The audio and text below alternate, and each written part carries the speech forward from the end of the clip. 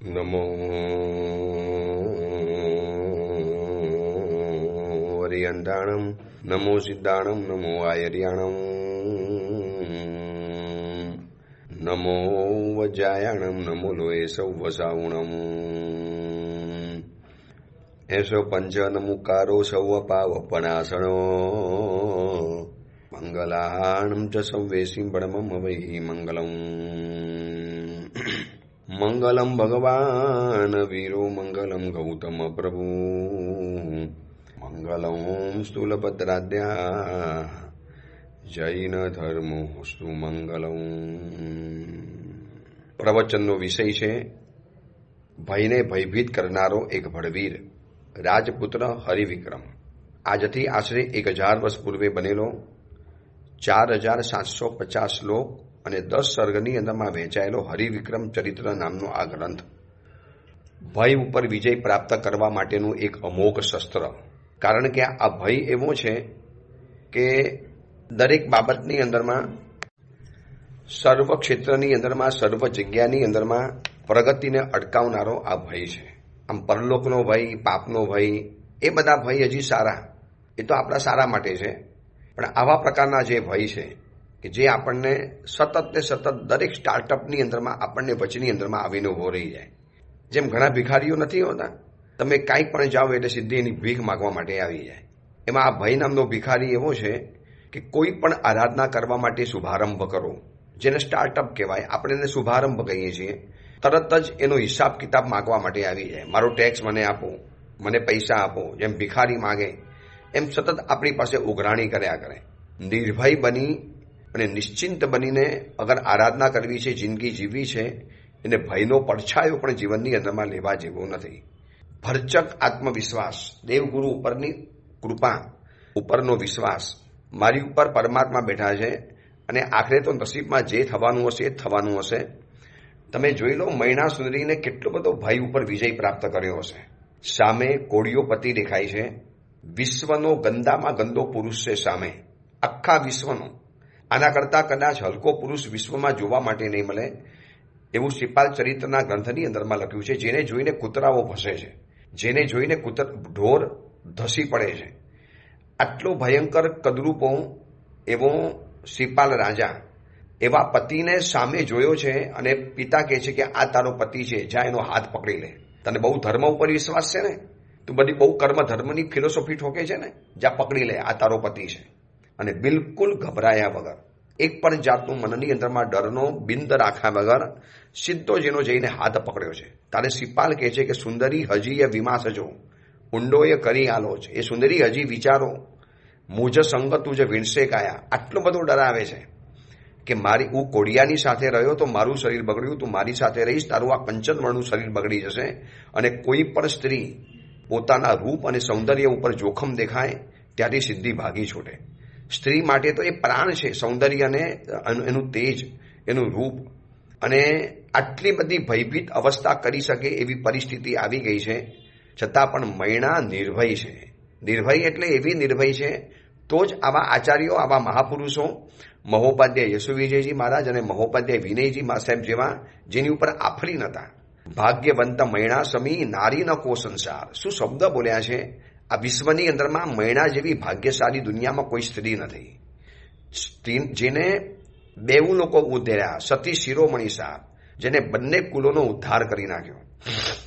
કેટલી નિર્ભય હશે, કેટલી નિશ્ચિંત હશે, કારણ કે એને પોતાના કર્મની થિયરી ઉપર વિશ્વાસ હતો.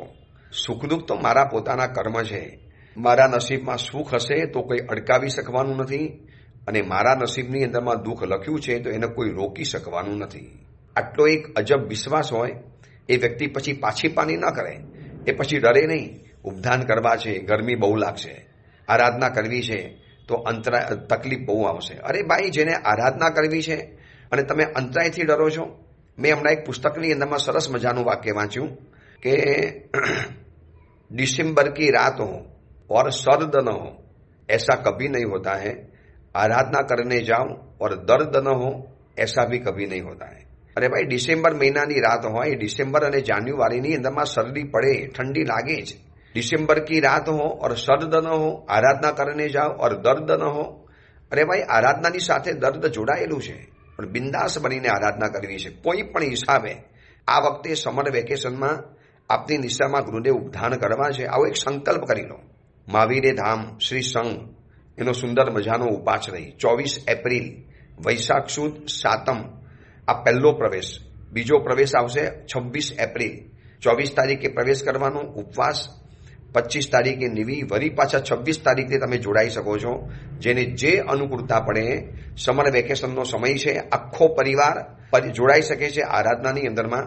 હવે એ સમયની અંદરમાં જો ડર હશે ને તો તરત સીધી ગરમીનો જો ડર હશે તો ભાઈ તમને ગભરાવી નાખવાનો. તમે કહી દો જે હશે તે હશે, આરાધના કરવી છે એટલે કરવી છે.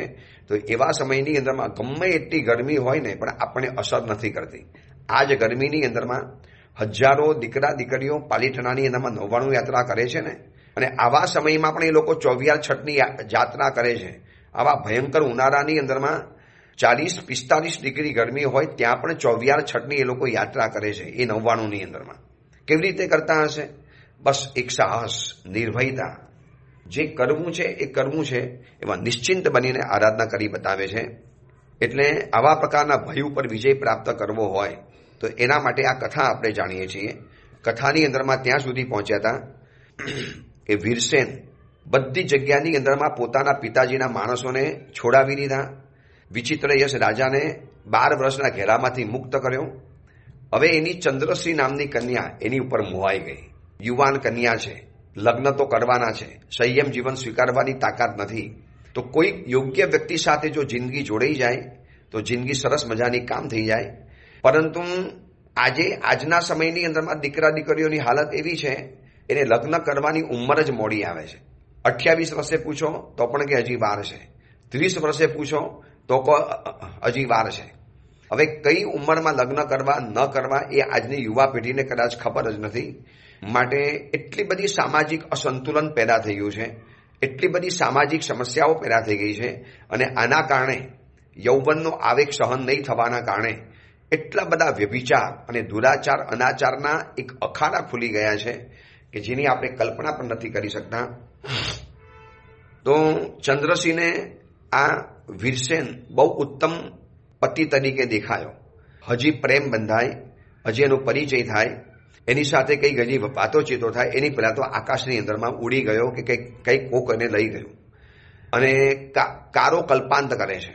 જે વ્યક્તિ મને આટલી મળી તો પછી મને ગમી કેમ, ગમી તો પછી મને જીવનમાં બતાવી કેમ, બતાવી તો મારા જીવનમાંથી ગઈ કેમ. બસ આ જ વિલાપની અંદરમાં ચાલે છે. રાજાએ પણ મંત્રીઓને આજ્ઞા કરી તમે કોઈ પણ હિસાબે જાણો કે શું કારણ હોઈ શકે. તમે તમારા મંત્રી શાસ્ત્રના મુજબ તમારી બુદ્ધિપૂર્વક વિચારો કે કોણે એનું અપહરણ કર્યું હોવું જોઈએ, કોણ છે એનું અપહરણ કરવાની અંદરમાં કોને ઇન્ટરેસ્ટ છે, કોને રસ છે. આ બધી વાત રાજાએ મંત્રીને પણ કીધી. મિટિંગો ભરાઈ, સંસદ ભરાઈ, વિચારણાઓ થઈ, સૈનિકોને દૂર દૂર સુધી જંગલોમાં મોકલી આપ્યા, એક યોજન સુધી ફેલાવી દીધા. ક્યાંક પણ કરીને જો ફેંકી દેવામાં આવે, રાજાને તો એમ જ કે કોઈ વિરોધી વિદ્યાધર ઉપાડીને ગયો છે. હવે આ બાજુ વીરસેન જવાની ચિંતાની અંદરમાં રાજા છે, રાજ પરિવાર છે, સૈનિકો છે, લોકો છે. અને એ મોકાને પામી અને રાજાનો મુખ્ય પટ્ટ હસ્તી, જેને રાજ હસ્તી કહેવાય, એ મદ અવસ્થાની અંદરમાં આવી અને પાગલ બની અને બંધનોને તોડી ફોડી અને નગરની અંદરમાં ધમાલ મચાવતો દોડવા માંડે છે. જાણે કે એક નાનકડો પર્વત રાજમાર્ગ ઉપર ફરવા માંડ્યો. આટલો નાનકડો એટલે એક હતો હાથી, પણ કદાવર ઐરાવત હાથી જેવો હાથી. અને જ્યારે નગરની અંદરમાં આટલા બધા ધમાલ મચાવે છે, હોહા મચાવે છે, ચારે કોરથી બૂમાબૂમ થવા માંડી, નાસભાગ થવા માંડી, બચાવો બચાવો શબ્દો ઉઠવા માંડ્યા. હજી તો આ બાજુ વીરસેનની જવાની ચિંતા છે. ચંદ્રસિંહ હજીના શોકની અંદરમાં સંતપ્ત છે. નગરના લોકો પણ એની અંદરમાં હજી બહાવરા છે. એમાં હાથીની વરી પાછી નવી આફત આવી ગઈ. અને હાથી નગરની અંદરમાં એવી ધમાલ મચાવે છે, એવી તોડફોડ મચાવે છે, જે હાથની અંદરમાં આવ્યા સૂંઢમાં ઉચકીને ફેંકવાનો. જ્યાં દુકાનની અંદરમાં ગયા બધો માલ સામાન ફેંક કરી દેવાનો. આખું નગર દોડે છે, આખા નગરમાં નાસભાગ છે. કેટલાક કચડાયા, કેટલાક ગબડી પડ્યા, કેટલાક એકબીજા ઉપર ચડી પડ્યા, કેટલાક માળ હાથીથી બચ્યા. અને હાથી તો પાગલની જેમ ફરતો છે આખા નગરની અંદરમાં, હો હા અને ધમાલ મચાવે છે. રાજાએ સૈનિકોને આદેશ આપ્યો કે જાઓ પકડો, શું જોયા કરો છો હાથીને. કરો, વશની અંદરમાં કરો. હાથી પાસે જવું એટલે કે જાણે કે જીવતું મોત હતું. એટલો પાગલ બની ગયેલો હાથી. કેવી રીતે આને વશમાં કરી શકાય? સૈનિકો જે બધા હતા, વિશિષ્ટ સૈનિકોને દૂર જંગલમાં મોકલી આપ્યા છે. બચેલા જે સૈનિકો છે એ હજી શસ્ત્ર પ્રયોગ કરી નથી શકતા. હાથી એવો પાગલ બનીને ઘૂમે છે, એટલું વાવાઝોડાની જેમ ઘૂમી પડેલો છે. એને વશ કરવાની કોઈની તાકાત નથી. તોફાન અને વસ્તુઓ વેરન છેડન, લોકો રોડ ઉપર નાશ ભાગ કરે છે. હાથી ભાગતો જ જાય છે, દોડતો જ જાય છે. નગરના જે રસ્તા ઉપર જાય ત્યાં ધમાલ ધમાલ મચાવી દે છે. ક્ષણભરમાં તો શાંત નગરી આખી તોફાન અને ધમાલની અંદરમાં વ્યસ્ત બની ગઈ. રાજા વીરસેનની વાતને ભૂલી અને સીધો નીચે આવ્યો. કેવી રીતે હાથીને વશ કરવો? દૂર દૂર હાથી પહોંચી ગયો છે. પૂંછડી ઊંચી કરી, આંખોની અંદરમાં ભયંકર લાલાશ છે. એનું કદાવર શરીર આજે જાણે કે વજ્ર જેવું બની ગયું છે. જ્યાં પગ મૂકે ત્યાં કચુંબર, જ્યાં પગ મૂકે ત્યાં તોફાન, જ્યાં પગ મૂકે ત્યાં વેરણ છેરણ, જ્યાં પગ મૂકે ત્યાં અસ્તવ્યસ્ત. આખું નગરનું વાતાવરણ ભયભીત છે. લોકો પોકાર પાડે છે, દોડો, પકડો, બચાવો, આવો, ભાઈ સંભાળજો, ભાઈ ભાગો. રાજમહેલના અસંખ્ય યોદ્ધાઓ આ બધા જ શસ્ત્રો લઈને એની પાછળ ફરે છે, એને વશ કરવા માટે. જાત જાતની હસ્તીને વશ કરવાની વિદ્યાઓ એ લોકો પણ શીખ્યા છે. પણ આજે હાથી એવો તોફાને ચડેલો છે ને કે હાથીને આજે કોણ વશ કરી શકશે એ સવાલ છે. કેવી રીતે આ વશ થશે? રાજાને થયું કે ગયું, આજે આખા નગરમાં તોફાન મચી જવાનું. કેટલાય લોકો, નિર્દોષ લોકો બચારા મરી જવાના. રાજા પોતે પણ સ્વયં ક્ષત્રિય હતો. હાથીને વશ કરવાની કલા એને પણ આવડતી હતી. પરંતુ આજે હાથીને કેવી રીતે વશ કરવો એ સમજણ જ નથી પડતી. એટલી ભયંકર રીતે હાથી તોફાન મચાવી રહેલો છે. ત્યાં શું થયું ખબર ન પડી. અચાનક હાથીના ગંડસ્થળ ઉપર, એટલે હાથીની પીઠ ઉપર, આ ભયંકર હાથી ઉપર અત્યારે કોઈ સામે જોઈ નથી શકતા, તો હાથીની પીઠ ઉપર કોઈએ પગ મૂક્યો અને જોશથી એના મસ્તક ઉપર એવી મુઠ્ઠી મારવાની અંદરમાં આવી. કોઈક હાથીને વશ કરવાની કલાનો જાણકાર યુવક ક્યાંથી આવ્યો એ કોઈને ખબર નથી. આવા નાસ્તા, ભાગતા, દોડતા, તોફાન મચાવતા, જીવતા જાગતા મોત બનીને આવેલા હાથીની ઉપર કોઈ ઊભા રહેવું એ તો સપના બરાબર કહેવાય. નજીકની અંદરમાં નથી જઈ શકતા આ બાણાવલીઓ, આ ભાલા ફેંકનારાઓ. ગમે એટલા ભાલા ફેંક્યા, ગમે એટલા બાણ ચલાવ્યા, એના રસ્તા ઉપર ગમે એટલા અવરોધ કર્યા, એને વશ કરવા માટેના બધા જ રસ્તા વિચાર્યા, પણ હાથી આજે વશ નથી થતો. અને બરોબર એવા તોફાની હાથી ઉપર, જીવતા જાગતા મોત ઉપર એક યુવક ઊભો છે. એને એક હાથેથી હાથીના કાનને બરોબર પકડી રાખ્યા છે અને દોડતા હાથીના મસ્તક ઉપર પોતાની વજ્ર મુઠ્ઠી જોશથી પછાડી, એના બરોબર મર્મ ભાગ ઉપર. જૂના કાળની અંદરમાં આવી બધી વિદ્યાઓ શીખવાડતા હતા કે હાથીને વશ કેવી રીતે કરવો. પાગલ બની ગયેલા, બેકાબુ બની ગયેલા અને અણનાથ્યા આવા ઢોર, આવા પશુઓ, એને કેવી રીતે એની સાથે મેનેજ કરવું, એને કેવી રીતે વશ કરવા, આવા આખા એક શાસ્ત્રો હતા જૂના જમાનાની અંદરમાં. અને એને જાણકાર આ યુવક હતો. અને ધીરે ધીરે એને હાથીને એટલો બધો વશ કર્યો, જાણે કે એક નાનકડા બાળક જેવો ડાયો ડમરો હાથી થઈ ગયો. થોડા સમય પહેલા જે હાથીએ તોફાન મચાવ્યું છે નગરમાં, જે વસ્તુઓ વેરણ છેરણ કરી છે, આખા નગરની અંદરમાં એને જે વસ્તુઓની ફેંકાફેંક કરી છે, કેટલાય મકાનો તોડ્યા, દરવાજા તોડ્યા, કેટલા લોકોની હટ્ટ તોડી નાખી, દુકાનો તોડી નાખી, માલ સામાન વેર વિખેર કરી નાખ્યો, કેટલાય લોકોને ઘાયલ કરી નાખ્યા, કેટલા લોકોને ઉચકીને ક્યાં ને ક્યાં ફેંકી દીધા. એવો ભયંકર ક્રોધ ચડેલો હતો. અને અત્યારે એકદમ ડાયો ડમરો હાથી, એકદમ ડાયો ડમરો. રાજા વિચાર કરે કે કોણ છે આવો યુવક કે જેને આવી રીતે હાથીને વશ કર્યો, આવા પાગલ હાથીને વશ કરી લીધો. અને જ્યાં હાથી ઉપર નજર પડે છે અને રાજા આશ્ચર્ય વિભોર બની જાય છે. અરે આ તો વીરસેન વરી પાછો ક્યાંથી પ્રગટ થઈ ગયો?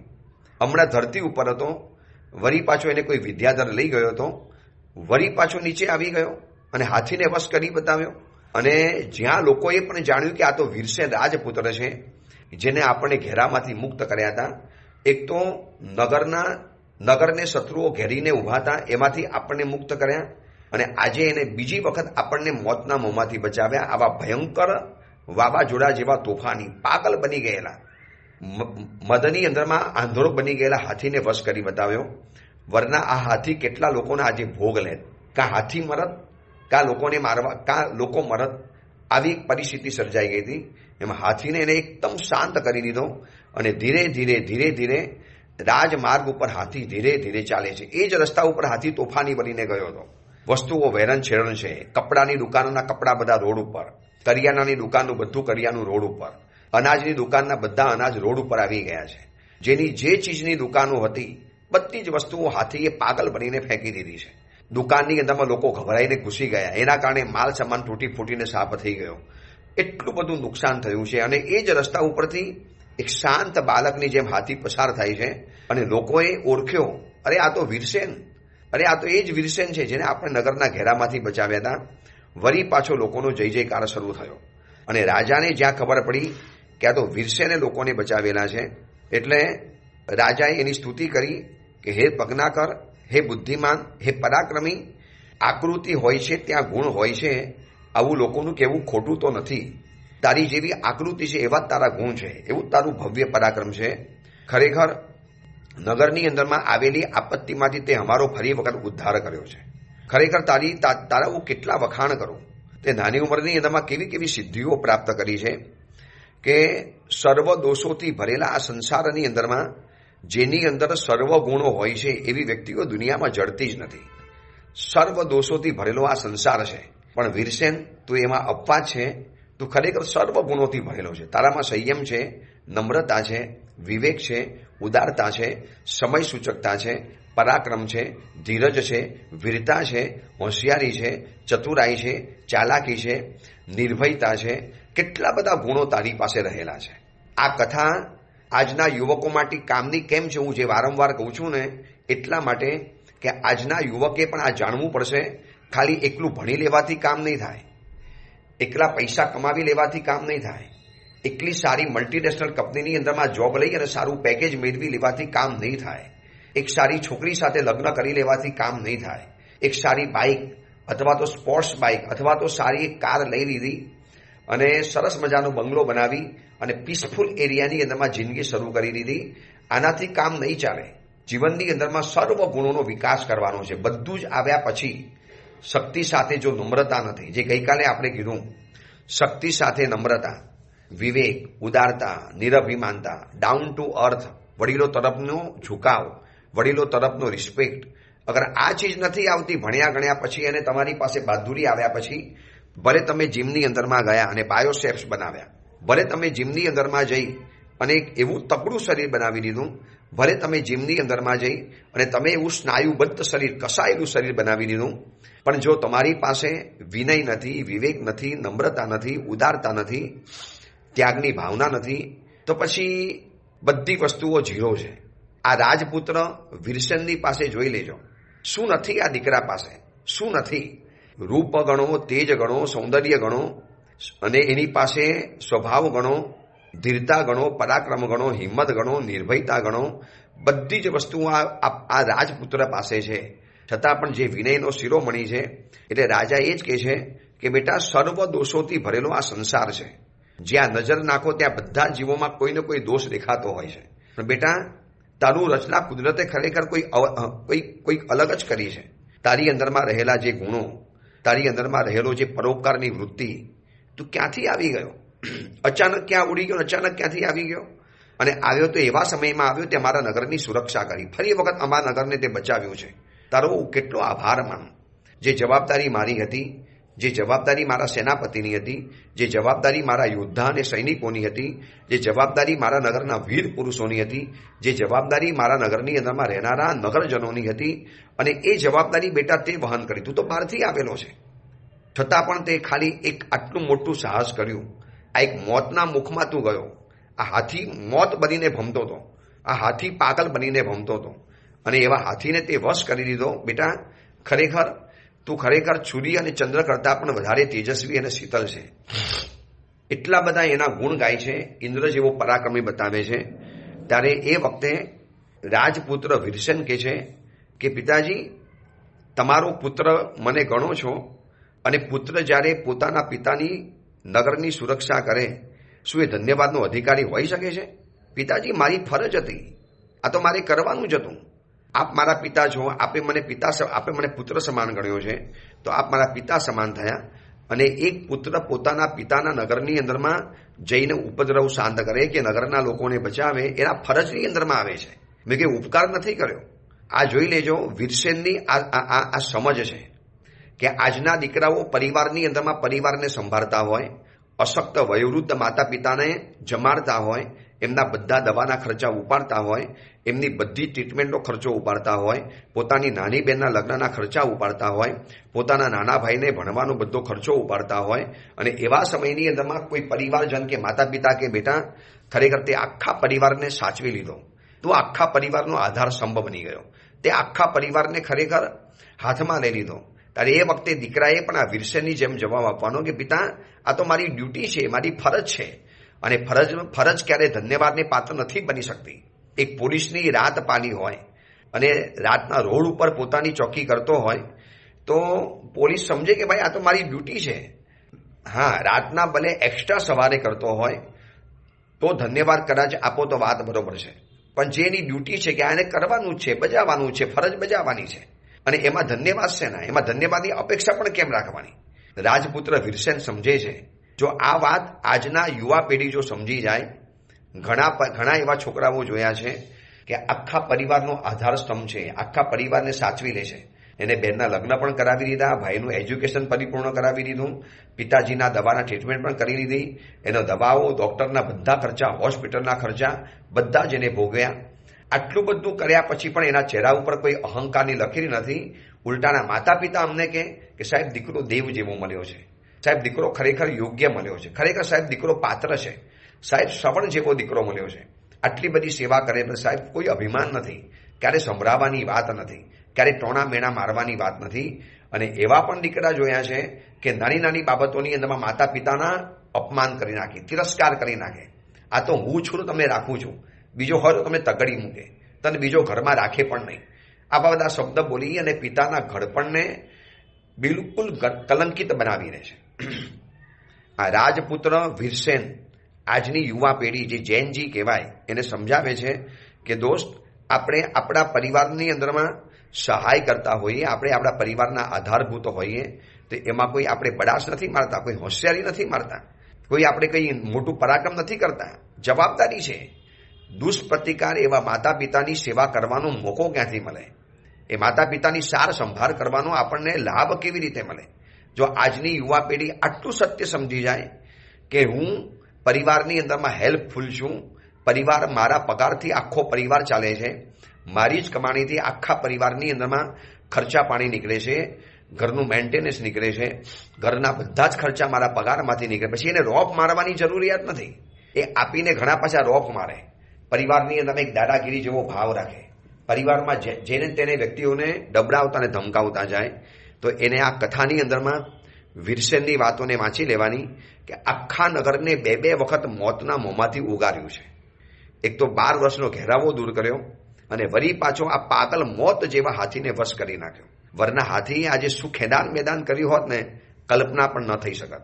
હાથી પણ મર્યો હોત, નગર આખું ખતમ થઈ ગયું હોત, નગરની બધી સમૃદ્ધિ, સાધન, સામગ્રી બધું જ તોડફોડ થઈ ગયેલું હોત, પણ આ બચાવ્યું છે. એટલે વીરસેન કહે છે, બસ પિતાજી, મેં ઉપકાર નથી કર્યો, મેં મારી ફરજ બજાવી છે. આ રીતે રાજા એને અનેક રીતે વાતો કરતા મહેલની અંદરમાં રહી ગયા. હાથી તો જાણે કે એક ડાયા ડમરા બાળકની જેમ, એક નાના બાળકને કેવી રીતે માર દોડીને લઈ જાય, આંગળી પકડીને લઈ જાય, એવી રીતે ઇશારો કરતો ગયો અને એને હાથીને એની અસલ જગ્યા ઉપર બાંધી દીધો. એટલો બાંધ્યો કે નાના છોકરાઓ પણ એની સાથે રમત કરવા મળે. વિચારી લેજો, જેની સામે મોટા મોટા યોદ્ધાઓ જતા ડરતા હતા, હવે હાથીની સાથે બાળકો પણ રમવા મળ્યા. એટલો એને શાંત બનાવી દીધો અને રાજમહેલની અંદરમાં પ્રવેશ કરાવડાયો. રાજસભાની અંદરમાં જ્યારે એની સન્માન સભા યોજી ત્યારે રાજા પૂછે છે કે ભાઈ, જો કહેવામાં અચરજ ન હોય, કહેવામાં તકલીફ ન હોય, તો જરા અમને બતાવો ને કે તમે અચાનક ક્યાં અલોપ થઈ ગયા હતા. અને સૌથી વધુ ખુશી જો કોઈને મળી હોય તો ચંદ્રસિંહને જ્યારે ખબર પડી કે આ પાગલ હાથીથી નગરને બચાવનારો વીરસેન છે, એને ચૂટકીની અંદરમાં પાગલ હાથીને વશ કરી દીધો. હવે તો ચંદ્રસિંહ ઓર ઓવારી ગઈ, ઓર આફરીન પોકારી ગઈ. એનો અનુરાગ એની ઉપર જબરજસ્ત કક્ષાનો વધી ગયો. એ પણ રાજમહેલની અંદરમાં દોડતી આવી રાજસભાની અંદરમાં પહોંચી ગઈ. પડદાની પાછળ બેસી એ પણ અપલક નજરે વીરસેનને જોયા કરે છે. જ્યારે એના પિતાજીએ આ સવાલ પૂછ્યો ને ત્યારે એનું હૃદય ઉછળી આવ્યું, કારણ કે એને પણ એ જ પૂછવું હતું, ક્યાં ગયા હતા અચાનક ગયા ને અચાનક પાછા આવી ગયા, પવનની જેમ ગયા ને હવાની જેમ પાછા આવી ગયા, ક્યાં ગયા હતા અચાનક. અને એ વખતે રાજાએ કીધું કે જો તને તકલીફ ન પડતી હોય તો હું જાણવા માટે ચાહું છું કે બેટા અચાનક તમે ક્યાં ગયા હતા, અચાનક તમારું અપહરણ થયું હતું, તમને કોઈ ઉપાડી ગયા હતા, તમારી સાથે કોઈ એવી ઘટના બનેલી અને વળી પાછા તમે નીચે કેવી રીતે આવી ગયા. અને એ વખતે વીરસેન જો એનો જવાબ જોજો કે મહારાજા અમારા જેવા અજ્ઞાની છોકરાઓનું શું કહેવું, અમે ઘડીકમાં આમ કરીએ ને ઘડીકમાં આવું કરીએ, અમારા જેવા અણઘડ અને તોફાની દીકરાઓ, છતાં પણ આપ અમારી વાતની અંદરમાં આટલો બધો ઇન્ટરેસ્ટ ધરાવો છો, આટલો રસ ધરાવો છો, તો હું પણ તમને એ વાત કહી દઈશ. અને એ વખતે એની સાથે આવેલો જે વિદ્યાધર હતો એ વિદ્યાધર ચંદ્રશેખરને કીધું, ઈશારો કર્યો કે ચંદ્રશેખર તું બધી વાત માંડીને કહી દે. એટલે ચંદ્રશેખરે વળી પાછું રાજાને કીધું કે સાહેબ આવા ઉત્તમ રાજપુત્રો પોતાની પરાક્રમની ગાથા પોતાના મોઢે ક્યારેય પણ નહીં બોલે. આપની જો આજ્ઞા હોય, કુંવર તો બોલતા શરમાશે, એ આખી વાત નહીં કરે, તો આપની આજ્ઞા હોય તો એમના વતી હું આપને કહી શકું, હું આપને સંભળાવી દઉં. જોજો જૂના કાળની અંદરમાં વાતચીત કરવાનું રિસ્પેક્ટ જોજો, ડાયરેક્ટ તૂટી નહીં પડવાનું, ડાયરેક્ટ વચમાં ઉતરી નહીં પડવાનું, ડાયરેક્ટ ચાલુ ગાડીએ ચાલુ નહીં જવાનું, સીધે બોલના શરૂ નહીં કરી દેના. જ્યાં વડીલો વાતચીત કરતા હોય તો તરત જ કૂદી નહીં પડવાનું, શાંતિથી જોઈ વિચારીને પછી આપણે આગળ વધવાનું. અને રાજાએ કીધું ઠીક છે, કાંઈ વાંધો નહીં, એમને શરમ આવે સમજુ છું, આવા રાજપુત્રનો શરમ આવી જાય પોતાની વાત કરવાની અંદરમાં, તમે કહી શકો છો, અમારે જાણવાની જિજ્ઞાસા છે એવું તે શું બની ગયું કે રાજપુત્રને અચાનક જવું પડ્યું પછી અચાનક પાછા આવી ગયા.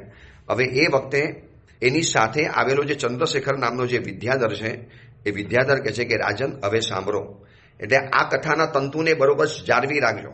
અસલ કથા ચાલે છે હરિવિક્રમ રાજાની અને ભુવન સુંદરી રાણીની. એ લોકો જંગલની અંદરમાં કેવલજ્ઞાની મુનિવરને વંદન કરવા માટે ગયા અને દેશનાની અંદરમાં જય નામના કેવલજ્ઞાની મુનિવરે સુરસેન રાજાનો ઉલ્લેખ કર્યો. એટલે હરિવિક્રમે એ સુરસેન રાજાની કથાની બારામાં જાણવાની જિજ્ઞાસા વ્યક્ત કરી કે પ્રભુ મારે જાણવું છે. અને એ જિજ્ઞાસાને વ્યક્ત કર્યા પછી, એ જિજ્ઞાસાને જાણ્યા પછી એ જય નામના કેવલજ્ઞાની મુનિવર હરિવિક્રમ રાજાને સુરસેન રાજાની કથા બતાવે છે. અને સુરસેન રાજાની અંદરમાં વીરસેન રાજપુત્ર એને નગરની અંદરમાં લોકોને બચાવ્યા બે વખત. અને એની સાથે આવેલો જે વિદ્યાધર છે, હવે રાજાના પૂછવાથી એ વિદ્યાધર બતાવે છે. એટલે અસલ કથા, એમાં વળી પાછી એક કથા અને એમાં વળી પાછી એક કથા શરૂ થાય છે. અને કહે છે કે રાજન સાંભળો, વૈટાદ્યની દક્ષિણ બાજુની અંદરમાં શ્રી નિવાસ નામનું એક મોટું નગર છે. એમાં કમલકેતુ નામનો એક વિખ્યાત વિદ્યાધર રહેલો છે, વિદ્યાધર પુત્ર છે. પણ આ કમલકેતુને ગત ભવના કોઈ તપસ્યાના પ્રભાવે, કોઈક આરાધનાના પતાવે, કોઈ ધર્મના પસાય, એનું જે સ્વરૂપ જે બન્યું છે ને, એટલો અદ્ભુત સ્વરૂપ વાળો આ દીકરો હતો, જીવતો જાગતો કામદેવ જેવો લાગે. જ્યાં જાય ત્યાં બધી સ્ત્રીઓ એની પાછળ ઘેલી ભરીને ફરી વળે. સ્ત્રીઓને એટલો બધો લોકપ્રિય હતો કે સ્ત્રીઓ એને જોવાને માટે કલાકોના કલાકો ગવાક્ષમાં અને અટારી ઉપર અને ધૂર ઉપર ઉભા રહી જાય.